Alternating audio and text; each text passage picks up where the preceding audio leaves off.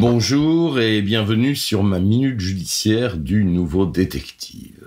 Aujourd'hui, je vais vous parler bien sûr de l'arrestation de l'ennemi public numéro 1, Mohamed Amra, 30 ans, dit La Mouche. Le nouveau détective présente la minute judiciaire par Michel Marie.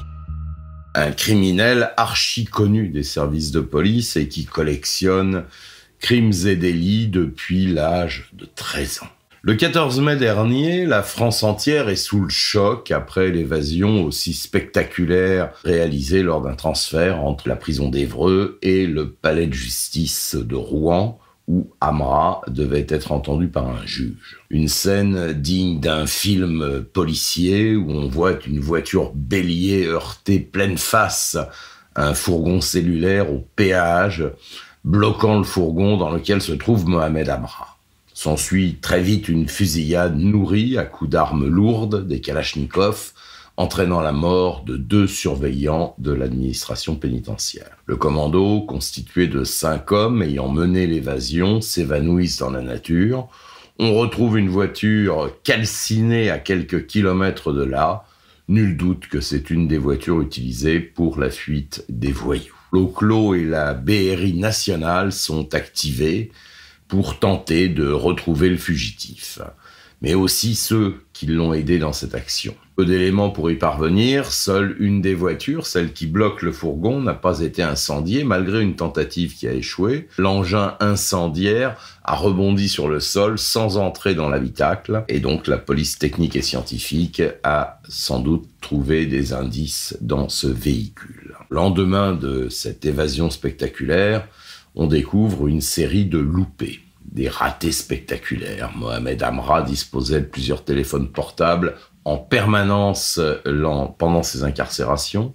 Pire, des enregistrements ont été effectués dans sa cellule qui avaient été sonorisés, mais malheureusement pas écoutés assez vite.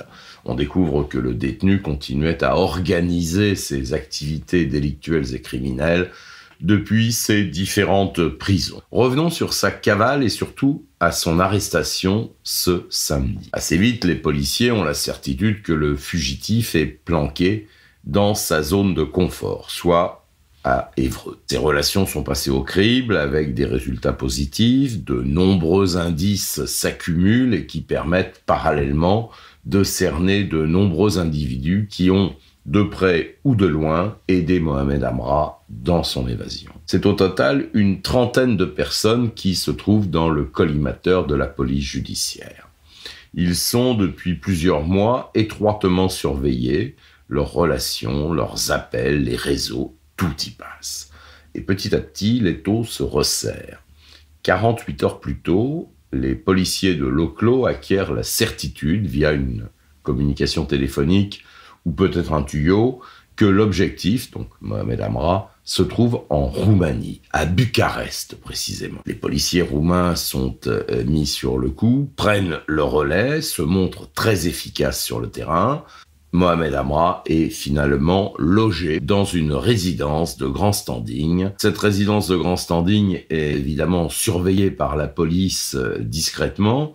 Mieux, la police va avoir accès aux enregistrements vidéo de la vidéosurveillance de cette résidence et ils vont identifier Amra. Ils vont le suivre tout en tenant bien évidemment informé la police judiciaire française. Et là, les choses se précipitent entre les écoutes et la géolocalisation, l'entraide policière franco-roumaine. Les Roumains disposent d'une brigade spécialisée et c'est eux qui vont prendre la main. En moins de 48 heures, on apprend donc qu'Amra est arrivé en Roumanie pour a priori une opération chirurgicale dans le but de transformer son allure et qu'ensuite il envisage de partir en Colombie. Et il faut impérativement le taper, c'est-à-dire l'arrêter avant. Samedi vers 15h, l'homme quitte sa résidence haut de gamme qu'il occupe depuis le 8 février. Il part en taxi. Il est suivi par un dispositif policier roumain. Le taxi le laisse au coin d'une rue et Amra se dirige vers un salon de coiffure. Il porte donc cette fameuse chevelure rousse voyante, pas très discrète, et au moment où il pousse la porte du salon, plusieurs policiers en civil lui tombent dessus, plaqué au sol, il est neutralisé. Dès lors, Plusieurs vagues d'interpellations en France sont lancées. Pas moins de 25 gardes à vue sont encore en cours au moment où je vous parle.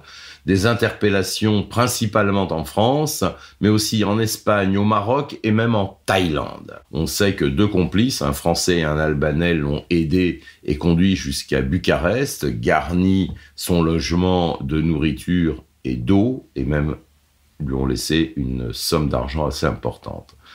C'est l'Albanais qui aurait loué pour 6 mois la planque où Amra dormait depuis quelques jours. Depuis, les 2 hommes se sont volatilisés. On estime une trentaine de complices à différents niveaux d'implication. Mohamed Amra a été entendu environ 1 heure par la justice roumaine. Il nie les faits dénoncés par la justice française, mais ne semble pas s'opposer à une mesure d'extradition qui pourrait intervenir dans moins de 30 jours. J'imagine que son système de défense sera de dire qu'il ignorait tout du projet d'évasion. En résumé, il a été évadé à l'insu de son plein gré. Pas sûr qu'il arrive à convaincre ses juges. Les choses vont bien sûr évoluer et je ne manquerai pas de vous tenir au courant de la situation. Voilà, c'était ma minute judiciaire du Nouveau Détective. Je vous dis à la semaine prochaine et peut-être avant. C'était la Minute Judiciaire par Michel Marie avec le Nouveau Détective, numéro 1 sur les faits divers en France.